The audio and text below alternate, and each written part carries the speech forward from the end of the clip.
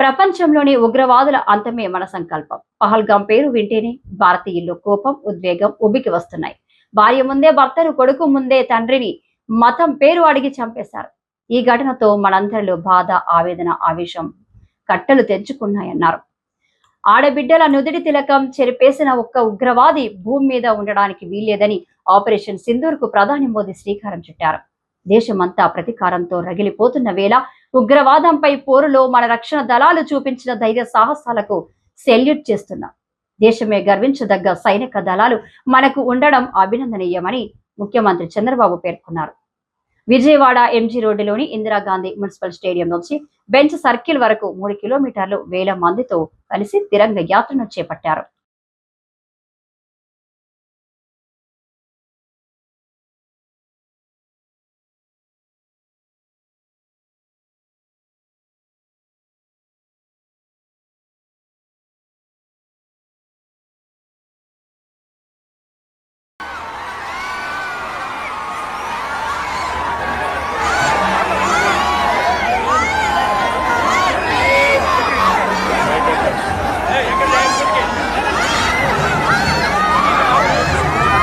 ఇవాళ ఇక్కడ జరిగేటువంటి తిరంగా యాత్రకి ఎవరూ కూడా ఎవరిని బొట్టు పెట్టి పిలవలేదు.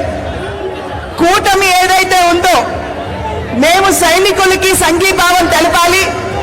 అందులోనూ మన రాష్ట్రానికి చెందినటువంటి ముద్దుబిడ్డ మురళీ నాయక్ తన ప్రాణం కోల్పోయినటువంటి సందర్భంలో ధీటైనటువంటి సమాధానం ఇచ్చేటువంటి వారికి అండగా నిలబడాలి అనేటువంటి ఆలోచనతోటి ప్రతి ఒక్కరూ కూడా పౌరులందరూ స్వచ్ఛందంగా ఇవాళ ఇంత పెద్ద సంఖ్యలో ఇక్కడికి వచ్చి సంఘీభావం తెలపడం అన్నది ఇది నిజంగా ఇక్కడికి వచ్చినటువంటి ప్రతి ఒక్కరికి నేను శిరస్సు వంచి నమస్కరిస్తున్నాను అని చెప్పి తెలియజేస్తూ, అలాగే మురళీ నాయక్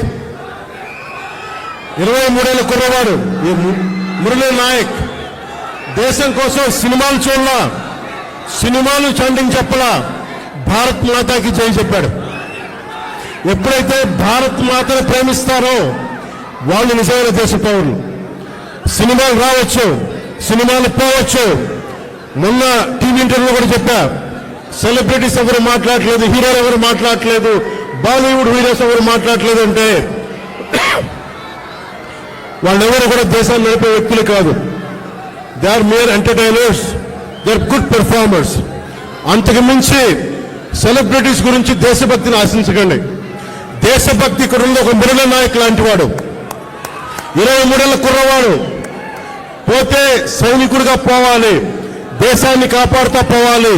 అలాంటి మురళికి మనం ఏం చెప్పగలం? తల్లిదండ్రులకి ఏం చెప్పగలం?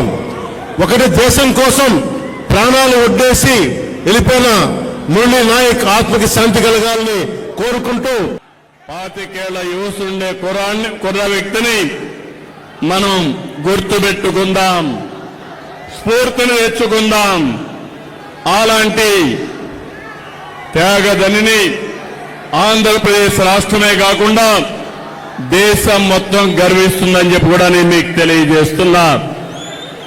అత్యంత కఠినమైన పరిస్థితులు, సరిహద్దుల్లో రాత్రి పగలు లెక్క చేయకుండా మన దేశాన్ని కాపాడి మనల్ని కాపాడుతున్నటువంటి జవాన్లకి చేతులెత్తి నమస్కరిస్తున్నా. వాళ్ళందరికీ కూడా సెల్యూట్ చేస్తున్నానని చెప్పి కూడా నేను మీకు తెలియజేస్తున్నాను. వాళ్ళు పోరాడుతున్నారు, మనం క్షేమంగా ఉన్నాం. ఈ విషయం మనం గుర్తుపెట్టుకోవాల్సిన అవసరం ఉంది. ఈరోజు మన దేశ గౌరవం, మన బలం, బలగం మన సాయుధ బలగాలే. మనం ఏమాత్రం అధైర్యపడవలసిన అవసరం లేదు. ప్రధాని మోడీ గారి సంకల్పం, ఉగ్రవాదులు ఎక్కడున్నా, ప్రపంచంలో ఎక్కడ దంకున్నా వాళ్ళని తుదమెట్టిచ్చే విధంగా ముందుకు పోయేదానికి చాలా దృఢ సంకల్పంతో ముందుకు పోతున్నారు.